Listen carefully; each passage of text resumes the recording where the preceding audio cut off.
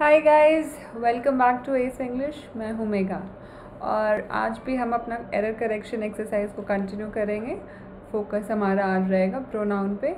तो before we solve the question solve करने के पहले थोड़ा सा थ्योरी समझ लेते हैं टाइप्स ऑफ प्रोनाउंस का। ओके, सो ये सारे जो 6 कैटेगरीज है प्रोनाउंस के। तो पहला होता है पर्सनल प्रोनाउंस। तो पर्सनल प्रोनाउंस क्या होते हैं? ये किसी एक इंडिविजुअल के लिए जो प्रोनाउंस यूज्ड होते हैं उसको पर्सनल प्रोनाउंस कहते हैं। जैसे अगर मैं बोलूँ कि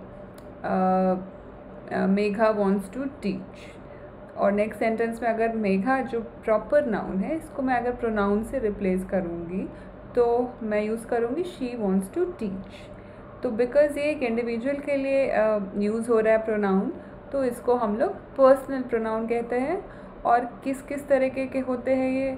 आई, मी, हिम, ठीक है। ये सारे जो इंडिविजुअल के लिए आ रहे हैं ये सारे पर्सनल प्रोनाउंस होते हैं। दूसरा पार्ट है रिफ्लेक्टिव प्रोनाउंस। तो रिफ्लेक्टिव प्रोनाउंस क्या होता है? लास्ट क्लास में भी हमने एक क्वेश्चन सॉल्व किया था रिफ्लेक्टिव प्रोनाउंस का।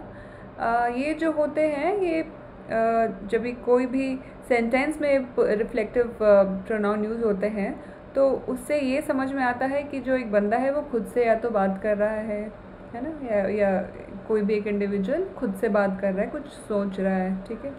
तो इसमें क्या क्या तरीके के प्रोनाउन आते हैं? जैसे हिमसेल्फ, हरसेल्फ, देमसेल्व्स, वनसेल्फ, ठीक है। क्योंकि ये सेल्फ से बात कर रहे हैं तो ये रिफ्लेक्टिव बात हो रहा है। तो that is why these are all reflexive pronouns. जो थर्ड प्रोनाउन होता है वो होता है इनडेफिनिट प्रोनाउन। तो ये किस तरह के प्रोनाउंस होते हैं? ये अगर किसी भी पर्सन को स्पेसिफिकली किसी सेंटेंस में कुछ नहीं जिक्र किया जा रहा है तो उसको हम लोग इनडेफिनिट प्रोनाउन कहते हैं। और एग्जाम्पल देखते हैं, जैसे कि कौन कौन से वर्ड्स आते हैं इनडेफिनिट प्रोनाउन में। जैसे एवरीवन, एनीवन, ठीक है, समवन। सो ये सारे जो है किसी एक स्पेसिफिक पर्सन या सब्जेक्ट के लिए यहाँ पे बात नहीं हो रहा है, तो इसीलिए बहुत ही जनरल सा एक टर्म है, इसीलिए इसको कहते हैं इनडेफिनिट प्रोनाउंस। जो चौथा है वो है हमारा डेमोन्स्ट्रेटिव प्रोनाउंस। तो ये क्या होता है? ये किसी एक, जैसे ये बिल्कुल उल्टा है इनडेफिनिट का। ये एक स्पेसिफिक ऑब्जेक्ट या ह्यूमन बीइंग को जब भी आप रेफ़र करते हो एक सेंटेंस में तो वो होता है डेमोन्स्ट्रेटिव प्रोनाउंस। और इसके लिए किस तरह के वर्ड्स होते हैं? जैसे this, that, there, those.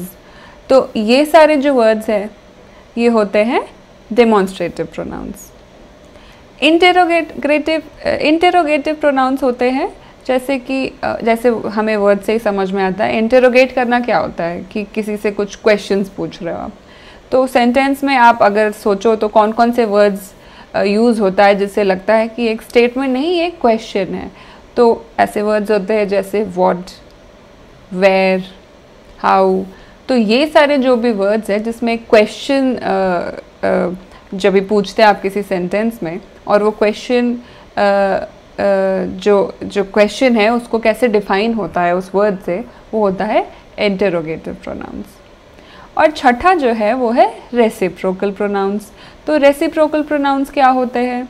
Reciprocal pronoun होता है कि उसमें किसी दो इंसान का अगर कुछ कॉन्वर्सेशन चल रहा है या उनके बारे में, दो लोगों के बारे में, दो या दो से ज़्यादा लोगों के बारे में बात हो रहा है और वो कुछ कर रहे हैं उस सेंटेंस में, तो वो रेसिप्रोकल प्रोनाउन होता है। रेसिप्रोकेट करना क्या होता है कि आपने कुछ किया और बदले में किसी ने कुछ किया, यही रेसिप्रोकेट होता है। तो सेंटेंसेस जो ऐसी होती हैं जिसमें एक या दो लोग आपस में इंटरैक्ट कर रहे हैं तो वो होते हैं, उसके लिए कुछ एक वर्ड यूज़ होता है, वो होता है रेसिप्रोकल प्रोनाउंस। और एग्जाम्पल्स कैसे होते हैं? जैसे ईच अदर, वन अनदर। सो ये जो है, बिकॉज इन दोनों वर्ड्स के जो कॉम्बिनेशन है उससे हमें ये समझ में आ रहा है कि दो लोग आपस में या तो बात कर रहे हैं या कुछ कर रहे हैं। तो ये होते हैं reciprocal pronouns. So in brief ये हैं हमारे 6 इम्पॉर्टेंट प्रोनाउंस। और बढ़ते हैं आगे क्वेश्चन की तरफ। तो पहला जो क्वेश्चन है, I am sick of cleaning up after all of you, from now on you can clean up after your self. तो यहाँ पे एक जो प्रोनाउन हम देख रहे हैं वो यूज़ हो रहा है वो है yourself, which is a reflective pronoun. तो let's look at the sentence again. I am sick of cleaning up, part A, which is looking all right. After all of you यानी कि कुछ एक से ज़्यादा लोगों की बात हो रही है, प्लूरल है यहाँ पे. From now on, you can clean up after yourself. Yourself is a singular word. और इसको प्लूरल कैसे करते हैं हमने लास्ट क्लास में भी देखा था. सिंगुलर से प्लूरल बनाने के लिए उसमें सेल्व्स लगाते हैं. तो यहाँ होना चाहिए yourselves, बिकॉज यहाँ पे हमने देखा पार्ट बी में कि आफ्टर ऑल ऑफ यू, ये जो वर्ड है ऑल, इससे हमें ये पता चल रहा है कि एक से ज़्यादा लोगों की बात हो रही है. तो ये प्लूरल है, मगर यहाँ जो पार्ट डी है वहाँ पे हमने यूज़ किया है एक singular word which is your self. तो ये रॉन्ग है, यहाँ पे एरर. यहाँ पे होना चाहिए था your selves. So correct answer would B D. वहाँ पे एरर है, बाकी सारे जो 3 पार्ट्स हैं वो ठीक है. Question 2. When Jenny saw the pen kept on the table, she seemed pretty sure that it was her, so she took it. Okay, when Jenny saw, this is looking fine. The pen kept on the table. Kept on the table is fine क्योंकि किसी चीज़ पे रखा है, तो ये जो on use हुआ है ये करेक्ट है. और इसके बारे में डिटेल पे भी हम लोग बात करेंगे. दिस इज़ अ preposition और कैसे यूज़ होता है वो भी हम डिटेल में बाद में देखेंगे. She seemed pretty sure that it was her. अब ये जो सेंटेंस है it was her, ये कैसे यूज़ होना चाहिए यहाँ पे. अगर हम बताना चाहते हैं कि ये वो थी, जैसे it was her who was singing या it was Jenny who saw the pen, तो यहाँ पे इट वॉज हर का मतलब होता है कि वो थी. बट हम क्या कहना चाह रहे हैं, उसको लगा कि ये उसका था. वो थी नहीं, बट उसका था कोई चीज़. तो यहाँ पे हर्स होना चाहिए, हर नहीं. सो यहाँ पे एस मिसिंग है, एरर है सी में. सो हर हो गया, मतलब उसके बारे में बात हो रहा है. और जब हम हर्स करते हैं, जब एस लगाते हैं, तो मतलब कोई चीज़ उसकी है. ठीक है, तो इसीलिए एरर है सी में. I bought this pen for $50. So how did you buy your for 300 only? So I bought this dress. This dress is fine. ये भी singular है, ये भी singular है. For $50. This is fine. So how did you buy your for 300 only? यहाँ पे भी हम देख रहे हैं कि एरर, क्योंकि लास्ट एग्जाम्पल में भी हमने देखा था कि एक हर होता है और एक हर्स होता है. हर मतलब उस इंसान का जिक्र हो रहा है और हर्स मतलब उसके कोई चीज़ है उसका बात हो रहा है. इसलिए योर हो गया, मतलब योर, जैसे आप पूछते हो कि व्हाट इज़ योर नेम. मगर अगर आप तो यहाँ पे वो तो बात नहीं हो रहा है. Your for only, your for 300 only, it should be yours, because किसी चीज़ की बात हो रही है. किस चीज़ की बात हो रही है? ड्रेस. तो ड्रेस यहाँ पे क्योंकि उस इंसान का है, इसीलिए यहाँ पे हम लोग योर्स लगाएंगे. So error is in part D और answer is D. This is D. Okay, moving on. After the appointment the doctor called mother to check if everything were all right. After the appointment is correct. The doctor called mother to check if everything were all right. अब यहाँ पे जो everything है, ऐसे सुनने में तो लग रहा है कि प्लूरल है. everything मतलब सब कुछ, और यहाँ पे उसके लिए भी यूज़ हुआ है plural. But as per grammar ये जो एवरीथिंग है, क्योंकि ये इनडेफिनेट प्रोनाउन है और उसके लिए सिंगुलर यूज़ होता है. सो एवरीथिंग जो भी है, ये जो वर्ड है, दिस इज़ ऑलवेज सिंगुलर. तो इसीलिए यहाँ पे जो प्लूरल इसके लिए यूज़ हुआ है वर इज प्लूरल. सिंगुलर क्या होता है? Was. So the correct answer would be was, because this is a singular word. So इसीलिए यहाँ पे correct answer would be was और आंसर इज डी. बाकी तीनों पार्ट सही है. Fifth part. There are plenty of cookies kept on the table. If anyone want to eat them, please feel free to do so. So there are plenty of cookies, which is right because ये भी plural है और ये भी plural है, kept on the table. If anyone want to eat them, please feel free to do so. ये जो anyone है similarly ये भी एक indefinite pronoun है और indefinite pronoun जो है ये singular माना जाता है ग्रामर में, तो इसीलिए और यहाँ पे हम देख रहे हैं ये want अगर जब यूज़ होता है तो ये plural के लिए यूज़ होता है, जैसे 2 people want, ठीक है, एक से ज़्यादा होगा क्योंकि 2 लोगों की बात हो रही है, तो हम वहाँ पे प्लूरल के लिए उसमें एस नहीं लगाएंगे बेस वर्ड में, तो यहाँ पे want होता है. पर अगर सिंगुलर वर्ड है और हमने देखा कि इंडेफिनिट प्रोनाउन जो है एनीवन ये सिंगुलर होता है ग्रामर में, तो इसके लिए यहाँ पे प्लूरल यूज़ नहीं करेंगे want का, it should be wants. So if anyone wants to eat them, please feel free to do so. So the wrong part or the error is in part C, बाकी सारे जो parts हैं वो correct हैं. So the next question, there were many people in the party. Whichever wanted to dance on the dance floor was welcomed by the host. There were many people, it is looking fine क्योंकि इसमें आप देख रहे हैं कि सारे plural words का ही use हो रहा है. In the party, which is fine, in the party होता है, ये भी हम लोग जब बात करेंगे prepositions के बारे में तो और clear होगा. Whichever wanted to dance, अब यहाँ पे किसकी बात हो रही है? लोगों की बात हो रही है.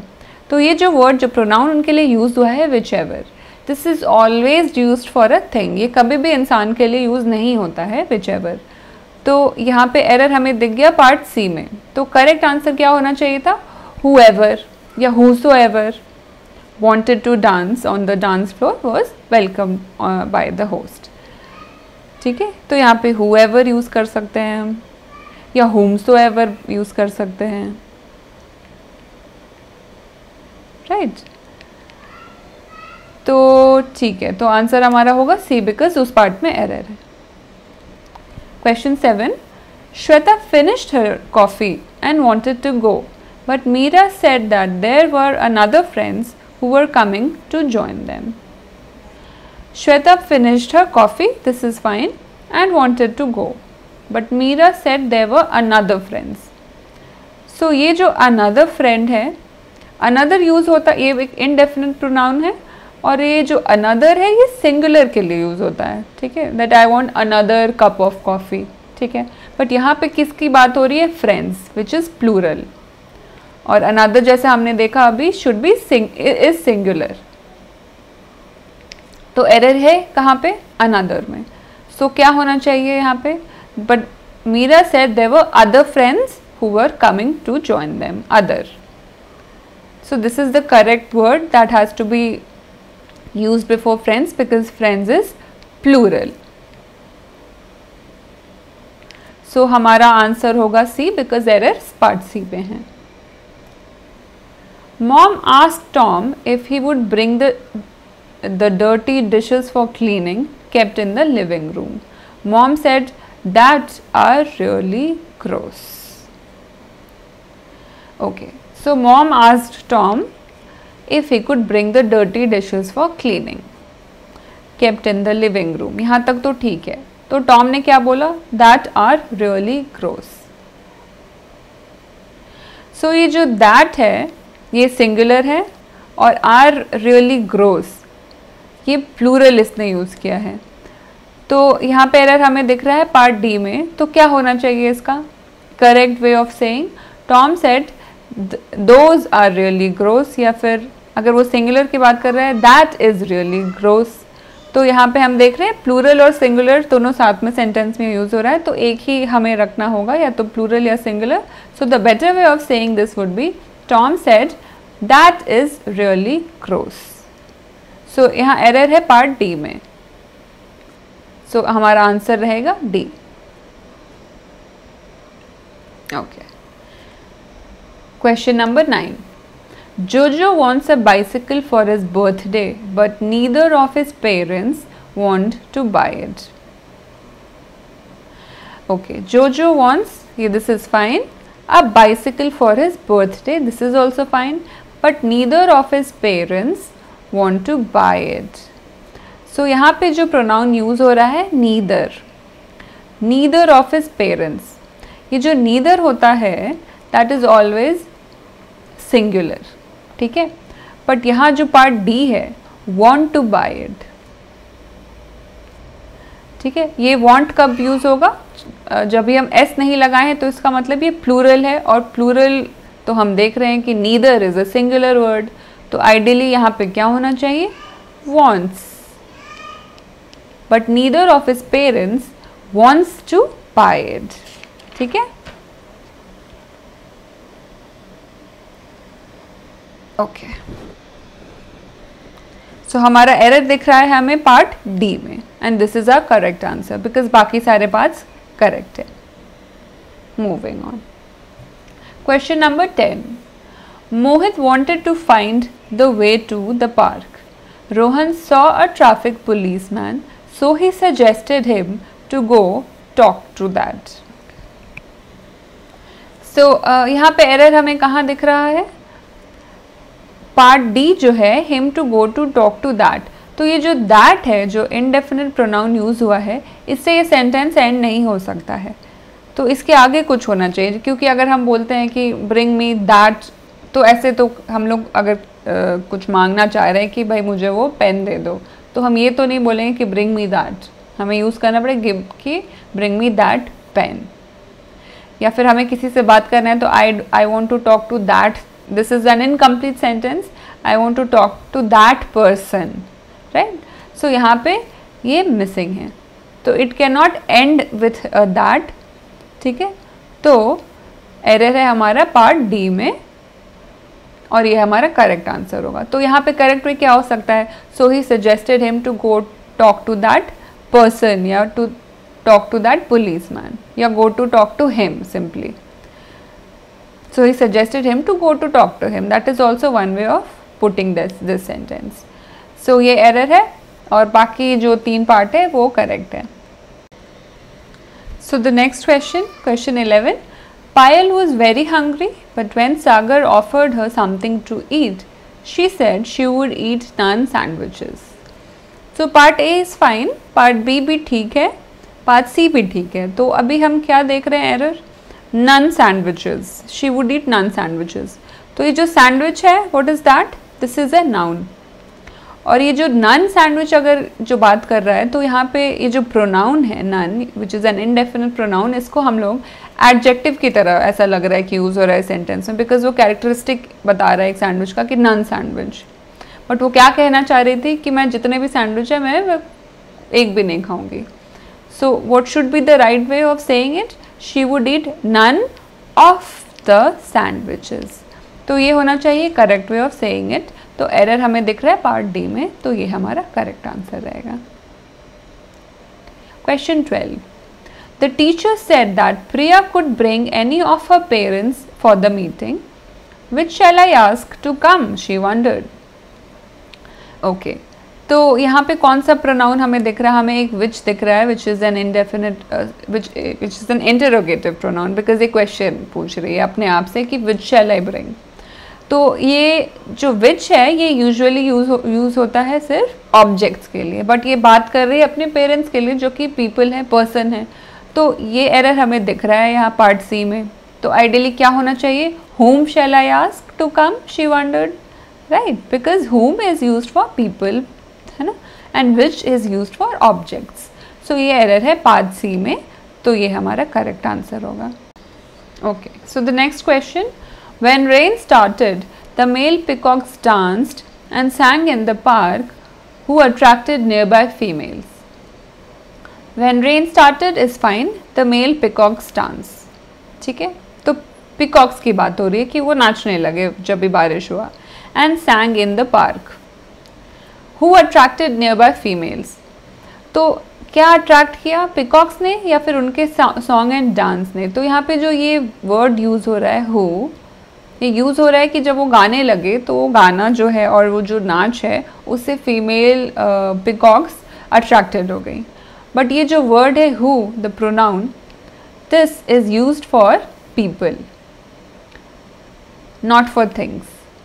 तो ये एरर हमें दिख रहा है पार्ट डी में। तो करेक्ट आंसर एक्चुअली होना चाहिए विच अट्रैक्टेड, बिकॉज जो वो डांस कर रहे थे पिकॉक और जो गाना गा रहे थे उससे जो नियर बाय फीमेल्स थी, फीमेल पिकॉक, वो अट्रैक्टेड हो गई। सो एरर है पार्ट डी में और ये हमारा करेक्ट आंसर रहेगा। Question 14, the new employee which I hired is a dedicated worker and always completes his work on time. The new employee, fine, which I hired. So क्या pronoun use हो रहा है यहाँ पे? which और किसके लिए? न्यू एम्प्लॉय के लिए। तो अभी प्रीवियस क्वेश्चंस में भी हमने देखा था कि ये जो which है this is used for objects, और यहाँ पे बात हो रही है न्यू एम्प्लॉय की। तो करेक्ट क्या होना चाहिए? The new employ whom I hired, है ना? whom is used for people, is a dedicated worker, और बाकी पार्ट्स तो करेक्ट है। तो एरर है हमारा पार्ट बी में, तो ये हमारा राइट आंसर रहेगा।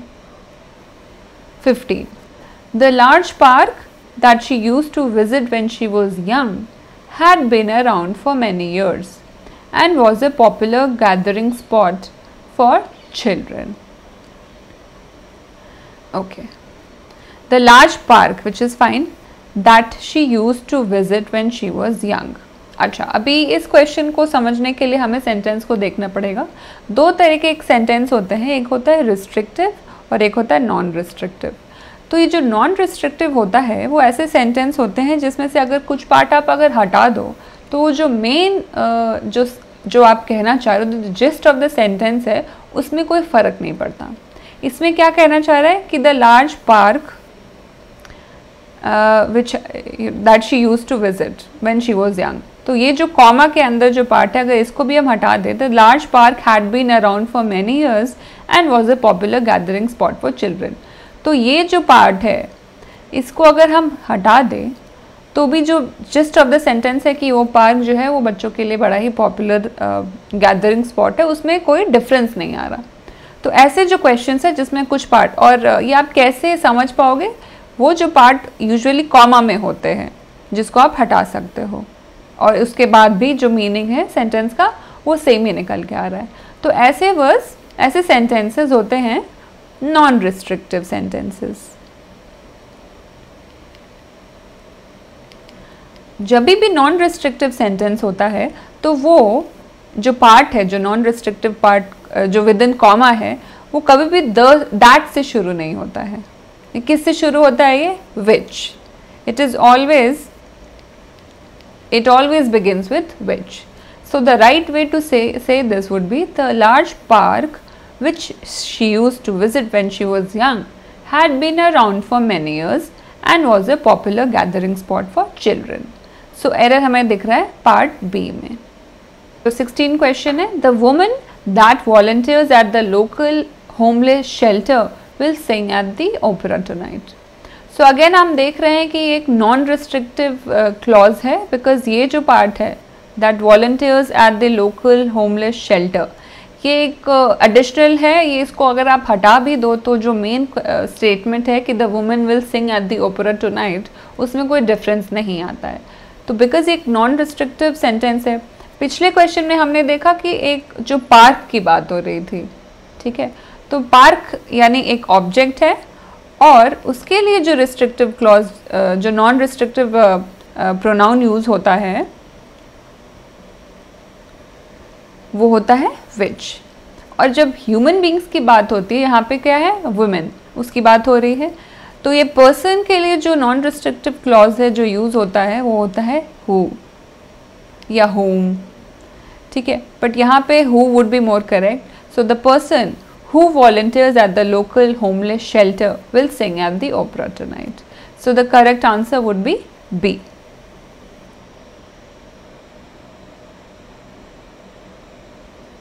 Okay. Question number 17. The teacher which I spoke with had many interesting things to say about the new assignment. सो ये सेंटेंस अगर आप देखोगे तो ये रिस्ट्रिक्टिव सेंटेंस है। इसमें कोई भी कॉमा के अंडर ऐसा कोई पार्ट नहीं है जिसको आप हटा दोगे तो मीनिंग सेंटेंस का नहीं बदलेगा। इसमें अगर आप कोई भी चीज़ हटाओगे तो सेंटेंस का मीनिंग बदल जाएगा। सो ऐसे सेंटेंसेस में द टीचर विच, अब ये जो विच है, which is not the right restrictive clause which we use with a person, ये पर्सन है। विच कब यूज़ होता है? फॉर एन ऑब्जेक्ट, ठीक है। तो इसके लिए क्या यूज़ हो सकता है? For a person we use whom, who या दैट, सिर्फ यही तीनों चीज़ यूज़ हो सकते हैं। तो ये एरर हमें दिख रहा है। यहाँ पे करेक्ट क्या होगा? The teacher that I spoke with, ये भी ठीक है। The teacher whom I spoke with, this is also fine, and the teacher who I spoke with, but which is wrong, ठीक है। तो एरर हमें दिख रहा है पार्ट ए में, और ये हमारा करेक्ट आंसर है। ओके, सो ये है question 18। The assignment required a lot of coordination, so we called ourselves every day and discussed how to go about it. तो यहाँ पे हम क्या देख रहे हैं? ourselves is a pronoun which has been used, it's a form of reflective pronoun. यहाँ पे सेंटेंस में कहना क्या चाह रहे हैं कि असाइनमेंट डिफिकल्ट था और जितने लोग भी थे ग्रुप में वो एक दूसरे को कॉल करके बात करते थे कि कैसे करना है। When we say we called ourselves, इसका क्या मतलब है कि हमने खुद को ही कॉल किया। जैसे he talked to himself, यानी खुद से बात कर रहा है। she saw herself in the mirror, तो यानी इसका मतलब ये हो रहा है कि उसने खुद को देखा। so when we say we called ourselves, इसका मतलब है कि हम खुद को ही फ़ोन करके खुद से बात कर रहे हैं, which is wrong। तो क्या होना चाहिए? we called each other, है ना, each other, क्योंकि एक दूसरे से हम लोगों ने बात किया। so ये एरर हमें दिख रहा है पार्ट सी में, तो ये हमारा करेक्ट आंसर होगा। 19. My neighbor and I spent a lot of time at each other's house when we were kids. My neighbor and I, which is right, spent a lot of time at each other's house when we were kids. So ये जो each other है, this is a reciprocal noun because वो दो लोगों की बात कर रहा है। और ऐसे नाउन में क्योंकि ये दो लोगों के घरों की बात हो रही है, तो at each others house, house is singular, but यहाँ पे क्या वो कहना चाह रहा है कि we spent a lot of time, मैं उसके घर पे भी गया और वो मेरे घर पे भी आया, तो दो घरों की बात हो रही है। ईच अदर जब भी यूज़ हम कर रहे हैं, ईच अदर्स हाउस, तो यहाँ पे हाउसेज होना चाहिए बिकॉज दो लोगों की बात हो रही है और दो घरों की बात हो रही है। तो द राइट वे टू से it is my neighbor and I spent a lot of time at each other's houses when we were kids. तो एरर हमें दिख रहा है पार्ट सी में, और ये हमारा करेक्ट आंसर रहेगा। At the parade, even after walking for miles, everyone was bolstered by each other's energies.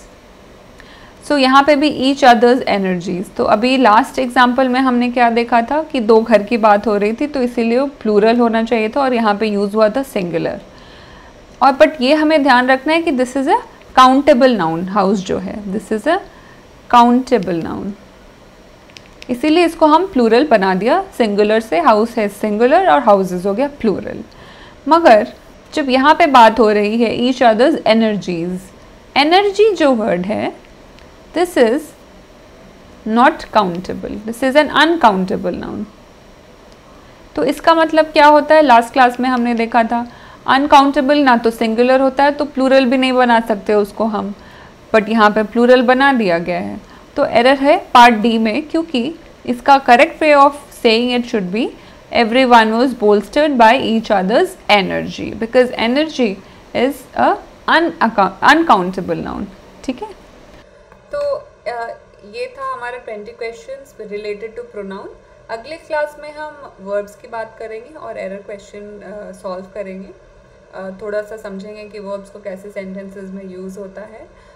अगला क्लास रहेगा फ्राइडे को, ज़रूर उसको ज्वाइन करिएगा। और अगर आपको ये चैनल पसंद आ रहा है तो लाइक, सब्सक्राइब, कमेंट भी करिए अगर आपको कोई फीडबैक है जो मैं इनकॉर्पोरेट करने की कोशिश करूँगी। And of course do share if you are like this channel. Okay, so आज का क्लास इतना ही है। Stay safe, take care, and I will see you on Friday.